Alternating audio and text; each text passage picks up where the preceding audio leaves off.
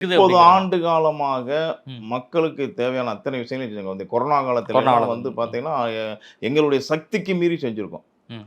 எங்கள் சக்திக்கு மீறி நான் மட்டும் இல்ல, எங்கள் அமைப்பை சார்ந்த அத்தனை பேரும் அத்தனை கொரோனா பேரும். காலத்துல மக்களுக்கு தங்கள் உயிர கூட பணய வைத்து மக்களுக்கு வந்து சர்வீஸ் பண்ணாங்க. ஒவ்வொரு விஷயம் வெள்ளம் ஏற்பட்ட சென்னை வெள்ளத்து ஏற்பட்டப்பலாம் வெள்ளத்தோட வெள்ளமா இருந்தே மக்களுக்கு சர்வீஸ் மக்கள் பண்ணோம். சேவை பண்ணியிருக்கீங்க. அவ்வளவு தூரம் நாங்க சர்வீஸ் பண்ணியிருக்கோம். ஆனால் அதிகாரத்தை பெறாமல் ஒரு அமைப்பை நடத்துவது அப்படிங்கிறது சரியான சாத்தியக்கூறு இல்ல. அதிகாரம் மிக்கவங்ககிட்ட போய் கையேந்த வேண்டிய சூழ்நிலை இருக்கு. ம். எங்களுடைய கொள்கையிலே நாங்க என்ன கொண்டு வந்திருக்கோம், யாரிடமும் கையேந்தாதே, அதிகாரத்துடன் கையெழுத்திடு. ஐயாத்தோட கையெழுத்திடுங்கிறது தான்.